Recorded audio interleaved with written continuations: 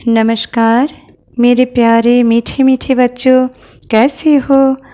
आज बुधवार मैं आ गई आपके पास कहानी सुनाने। तो स्टोरी टाइम विथ मामनी इस चैनल में आपका हार्दिक स्वागत करते हैं। हम अभी बता रहे हैं श्री श्री प्रणवानंद कथा। उनके बारे में हमने आपको यहाँ बहुत कुछ बताया।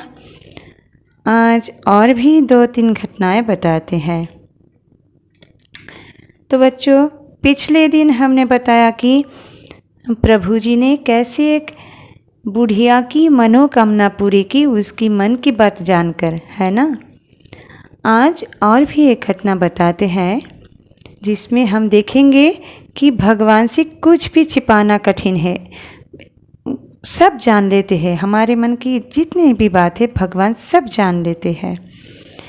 तो क्या किया, एक बार हमारे ठाकुर जी आश्रम से बाहर कहीं गए थे, बाहर किसी कार्यवश गए थे।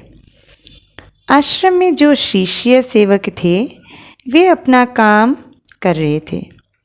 तब वहाँ एक गुड़ वाला आया, गुड़ लेकर गुड़ वाला आया। गुड़ चाहिए गुड़, खजूर गुड़, स्वादिष्ट गुड़, गुड़ चाहिए गुड़, खजूर गुड़। अरे वाह, इतना स्वादिष्ट गुड़!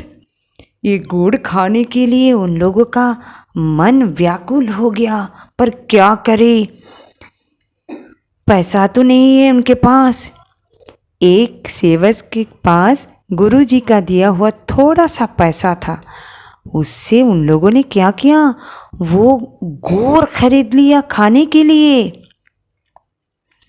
उन लोगों ने सोचा कि गुरु जी तो आश्रम में नहीं है, उनको कुछ भी पता नहीं चलेगा, हम खा लेंगे जल्द ही।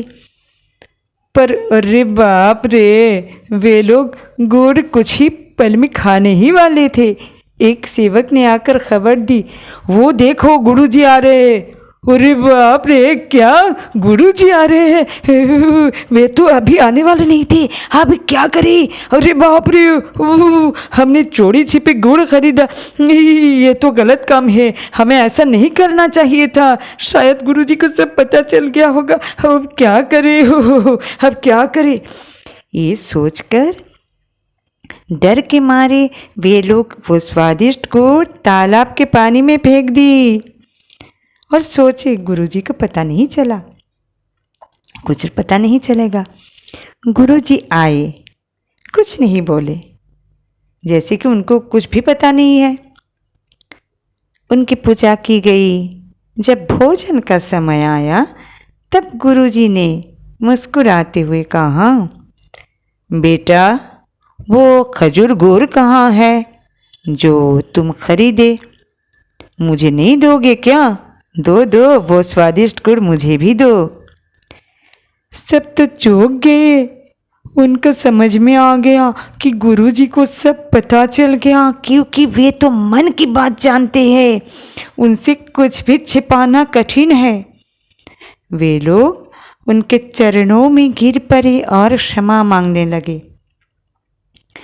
तब गुरुजी बोले, ठीक है बेटा, तुम लोगों को गलती का एहसास हो गया तो चलो कोई बात नहीं, लेकिन फिर कभी चोरी छिपे अपने स्वार्थ के लिए कुछ भी मत करना, ये पाप है और हम सब जान लेते हैं।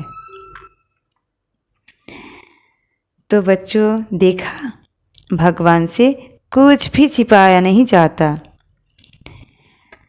वे शिवावतार है। हमारे ठाकुर जी एक बार बीमार पड़े थे तो कई डॉक्टर उनके इलाज में लगे हुए थे, लेकिन बीमारी ठीक नहीं हो रहा था। डॉक्टरों ने कहा, गुरुजी आप तो अपनी बीमारी खुद ही ठीक कर सकते हैं, फिर क्यों नहीं करते? तो गुरुजी थोड़ा मुस्कुराए और बोले, आप ही ठीक कर दो ना मुझे।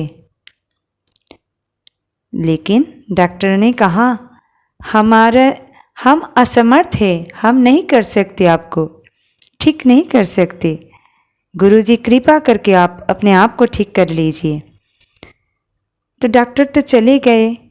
गुरुजी ने सेवकों से कहा, मेरी पूजा की तैयारी करो और मुझे आसन में लाकर बिठा दो। सेवकों ने ऐसा ही किया। विधि पूर्वक उनकी पूजा की गई और अद्भुत, उस दिन से ही, तब से ही उनकी बीमारी धीरे धीरे ठीक होने लगी और पूरी तरह से ठीक हो गई। ये है हमारे ठाकुर आचार्य स्वामी प्रणवानंद जी महाराज, जो शिवावतार है। सन 1924 में जब ये संन्यास दीक्षा लेकर आचार्य स्वामी प्रणवानंद जी बने, तब से त्रिसंध्या उनकी पूजा की जाती है। अभी भी जग कल्याण के लिए ही उन्होंने धरती पर जन्म लिया। जब वे 5 वर्ष के बालक थे, नन्हा सा बालक थे, तब उनको तुलसी के पौधे में नारायण का दर्शन मिला। जब 10 वर्ष के बालक थे, तब देवी दुर्गा ने दर्शन दी।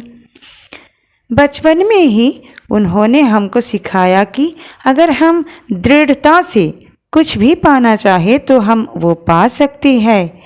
उन्होंने हमको निस्वार्थ भाव से औरों की सेवा करना भी सिखाया। वे हमारे मन की हर बात सब जानते हैं, इसलिए कभी भी गलत काम नहीं करना, सच्चाई के राह पर चलना।